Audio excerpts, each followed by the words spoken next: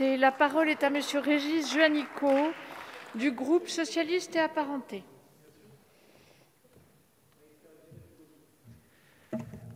Bien, Madame la Présidente, Madame la Ministre, Monsieur le Président de la Commission des Affaires culturelles et d'éducation, Monsieur le rapporteur, Madame la rapporteure d'application, mes chers collègues. Ce projet de loi déposé en février dernier, qui est examiné par le Parlement in extremis, a pour objectif d'habiliter le gouvernement à prendre les mesures nécessaires pour assurer la conformité du droit français aux principes du Code mondial antidopage. La lutte pour un sport propre, intègre et éthique, en France et au niveau mondial, est non seulement un impératif, mais c'est aussi un combat de tous les instants qui ne doit tolérer aucun relâchement. Cette lutte sans concession, dont la responsabilité de la mise en œuvre, rappelons-le, incombe au mouvement sportif, passe par une mise en conformité de notre législation avec le Code mondial antidopage pour être la plus efficace possible. La transposition des règles internationales permettra des avancées dans la lutte contre un fléau qui mine les valeurs du sport. Tout d'abord en assurant, dorénavant, une meilleure individualisation des profils et des sanctions. La nouveauté principale du texte est l'apparition de substances d'abus, une catégorie qui regroupe les produits à usage récréatif hors contexte sportif. Cette démarche permet une meilleure classification des substances. De fait, pour les sportifs dits protégés, les sanctions sont allégées.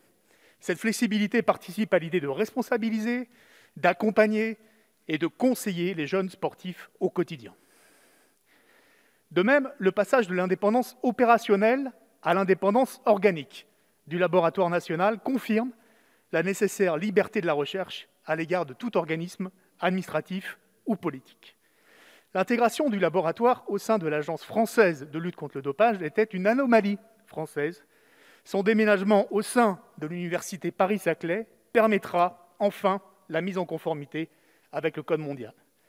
La recherche française, qui a toujours été en pointe, a la capacité de détecter de nouvelles substances. Faisons-lui confiance. Enfin, la nouvelle priorité sur la prévention est un signe d'ouverture de la part de l'Agence mondiale antidopage. Le tout répression ne fonctionne pas. Il faut faire primer la sensibilisation avant même la question de la sanction. Même si je rejoins les interrogations formulées en commission par Marie-George Buffet sur le rôle résiduel, encore une fois, du ministère des Sports, dans le cadre de ses missions pourtant régaliennes de protection de la santé et de l'intégrité des sportifs, et en particulier dans le domaine de la prévention en direction des plus jeunes. Enfin, l'élargissement du champ des enquêtes à l'entourage des sportifs témoigne d'un constat partagé par tous. L'environnement de l'athlète est déterminant dans la prise ou non de produits dopants. Ce renforcement du pouvoir d'enquête accroît le rôle de régulateur de l'agence et facilite son travail dans la lutte contre le dopage. Toutefois, il faudra rester extrêmement vigilant, vous l'avez dit, monsieur le rapporteur, madame la rapporteure d'application, sur le champ d'habilitation au gouvernement et la rédaction de l'ordonnance par celui-ci.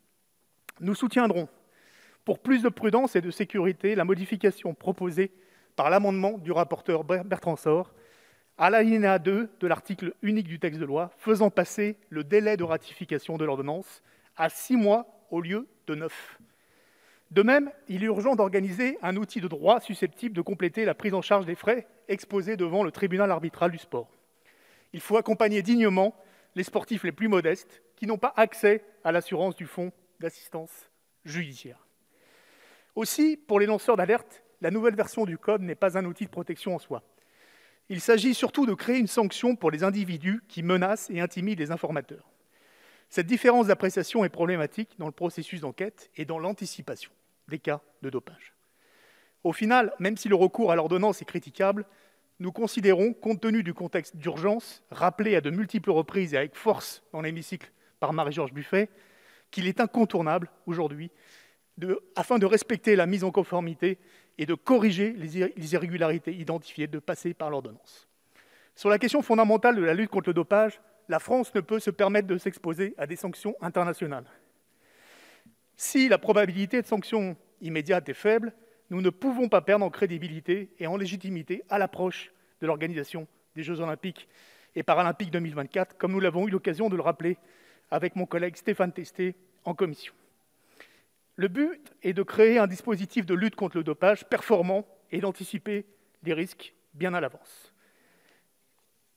L'Agence française de lutte contre le dopage doit donc être en conformité avec les standards internationaux afin d'être opérationnelle et d'accompagner au mieux toute une génération qui ne demande que ça.